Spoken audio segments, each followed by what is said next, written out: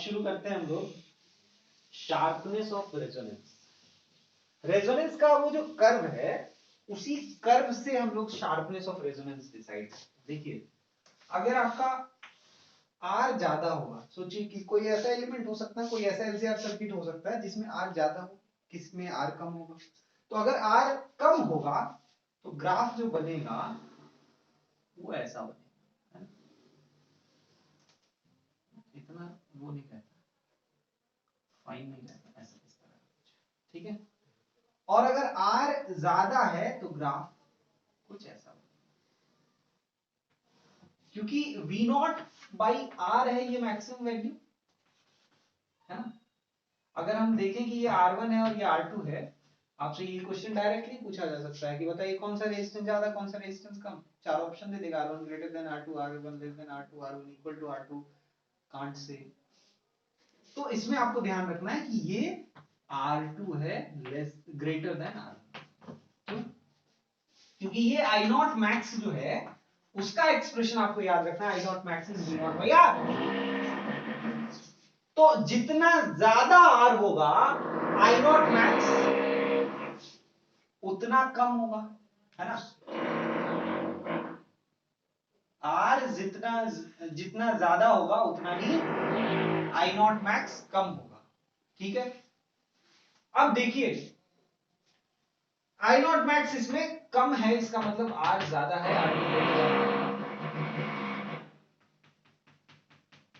अब हम लोग इसमें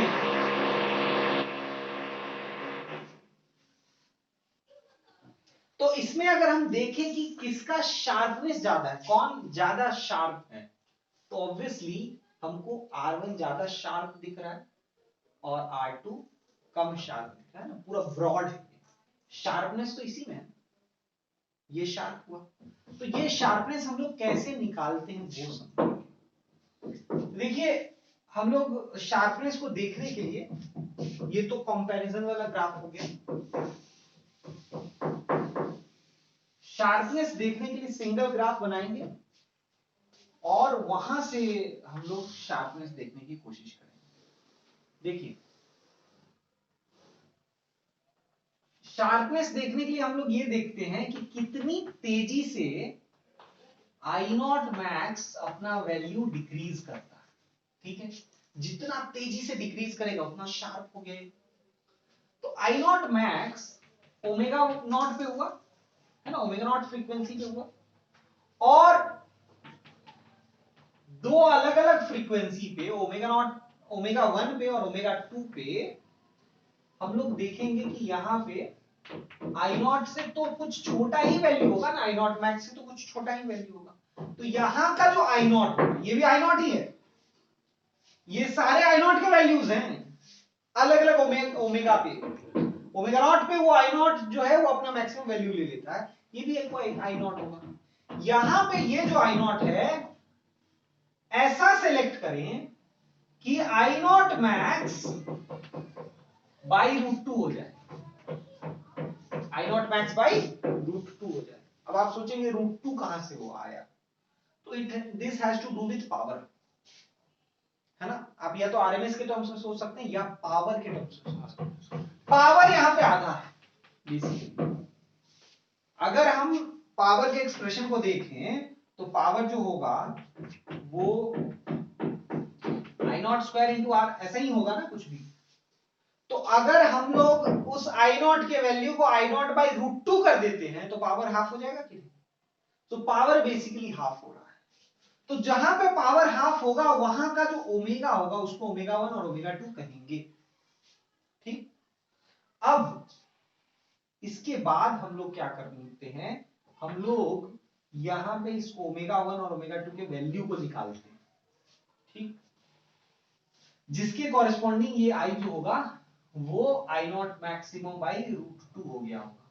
तो हम लोग इसको क्या ऐसा लिख सकते हैं, डेल्टा ओमेगा ऐसा मान ले क्या, ओमेगा नॉट से ये ओमेगा 2 कुछ बड़ा है, इनके बीच का गैप को डेल्टा ओमेगा ले रहे हैं और इस गैप को भी डेल्टा ओमेगा ले रहे हैं, ठीक है। तो बेसिकली ओमेगा 1 जो है वो है omega naught minus delta omega और ओमेगा 2 जो है वो है omega naught plus delta.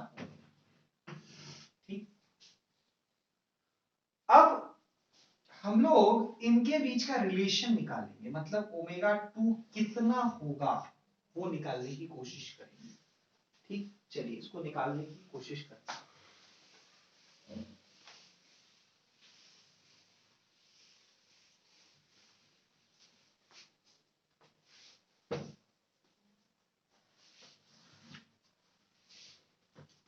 I naught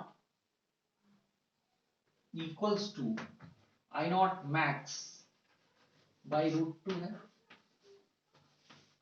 ठीक, उसी के कॉरेस्पॉन्डिंग ओमेगा का रिलेशन निकालना है। अब √2 को दोनों तरफ मल्टीप्लाई करके अगर स्क्वायर कर दिया जाए तो 2 I naught square equals to I naught स्क्वायर मैक्स, I naught मैक्स का स्क्वायर। ठीक, तो 2 I naught स्क्वायर को क्या लिखेंगे, 2 इंटू I naught का लिखेंगे V naught square by Z square equals to V naught square upon R square. I naught मैक्स तो R है ना, I naught मैक्स जब लिखेंगे तो V naught बाई R लिखेंगे कि नहीं, दोनों के लिए सोर्स का एम्पलीट्यूड सेम होगा, तो V naught स्क्वायर कैंसिल। तो बेसिकली कह रहा है कि Z square equals to 2R square हो रहा है। इसका Z जो होगा, इसका Z, इन दोनों का जो Z होगा वो twice of R square.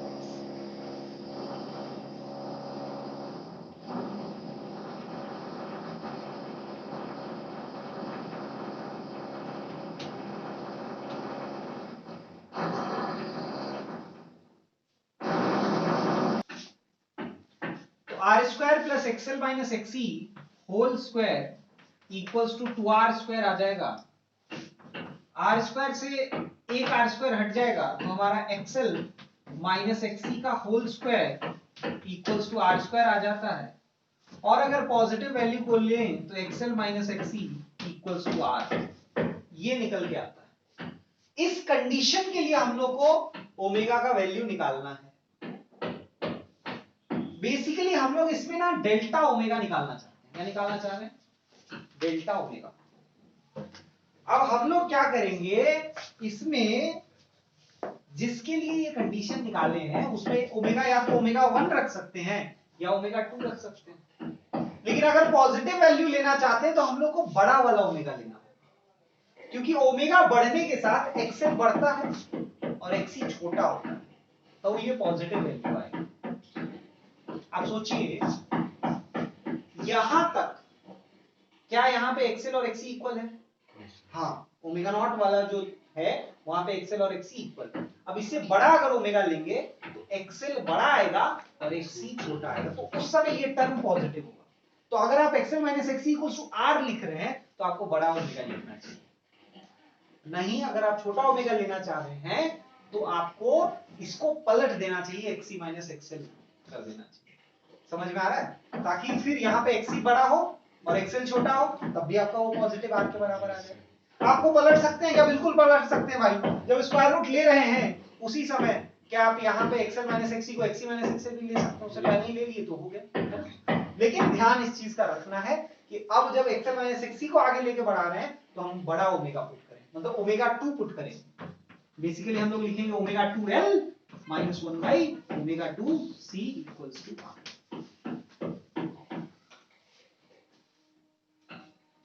I hope ये तो लिख लिया आपने। अब यहां पे उस चीज को कंटिन्यू करते हैं। ओमेगा 2 को हम लोग लिख रहे हैं omega naught plus delta omega, लिख सकते हैं omega naught plus delta omega omega 2। तो अगर वैसा लिखते हैं तो क्या लिख पाएंगे, ओमेगा 2 को लिख पाएंगे omega naught plus delta omega into L minus 1 by omega 2 को भी लिख लेंगे omega naught plus delta omega into C equals to R. Omega naught common ले लेते हैं, ओमेगा नॉट एल हो जाएगा और यहां पे आ जाएगा 1 plus delta omega by omega naught minus, नीचे अगर ओमेगा नॉट कॉमन ले लें तो ओमेगा नॉट सी हो जाएगा और बच जाएगा 1 plus delta omega by omega not. ठीक, अब अगर आप ध्यान से देखें, इधर लिखिए,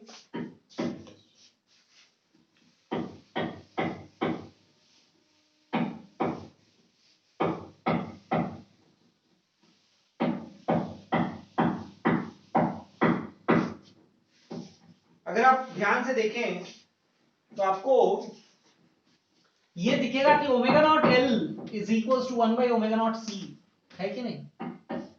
ये एक्सेल वाले की बात है ना, ये यहाँ पे तो ओमेगा नॉट एल और ओमेगा नॉट सी आपस में 1 बाई ओमेगा नॉट सी आपस में इक्वल है ना, एक्सेल इक्वल्स टू एक्सी। तो इन दोनों में से किसी एक को बाहर निकाला जा सकता है कॉमन। ये देखिए omega naught L 1 by omega naught C, तो 1 बाई ओमेगा नॉट सी की जगह ओमेगा नॉट एल ने क्या बाहर निकाला, ओमेगा नॉट एल बाहर निकल गया, 1 plus delta omega by omega naught minus, इसको हम लोग 1 plus delta omega by omega not का पावर -1 ऐसा लिख सकते हैं। डिनोमिनेटर में ना ऊपर ले जाएंगे पावर -1। इसके बाद हम लोग इसका बायनोमियल एक्सपेंशन कर देते हैं। बायनोमियल एक्सपेंशन होता है 1 plus X to the power n, अगर लिखा हो तो उसको 1 प्लस nx अप्रोक्सीमेटली लिख सकते हैं, प्रोवाइडेड x 1 से बहुत छोटा हो। तो यहाँ जो डेल्टा ओमेगा होगा वो तो ओमेगा नॉट से बहुत छोटा होगा ही, तो इसीलिए हम लोग यहाँ पे बायनोमियल एक्सपेंशन कर सकते हैं। और ये पूरा वैल्यू किसके बराबर है? r की। तो अगर हम उन सबको अप्लाई करें तो ओमेगा नॉट l इंटू ये यहां पे माइनस आ जाएगा, ये बच जाएगा 1 plus delta omega by omega naught minus 1 minus delta omega by omega naught equals to r। अब देखिए ये 1 माइनस 1 खत्म हो जाएगा और यहां पे बच जाएगा, इसको पूरा उधर भेज देते हैं, 2 delta omega by omega naught equals to r by omega naught l आ जाएगा। 1 से 1 कट गया, ये पॉजिटिव है, ये माइनस माइनस प्लस हो गया, तो 2 delta omega by omega naught equals to r by omega naught l। और देखिए इसी का रेसिप्रोकल कर लीजिए, omega naught by 2 delta omega equals to omega naught l by r।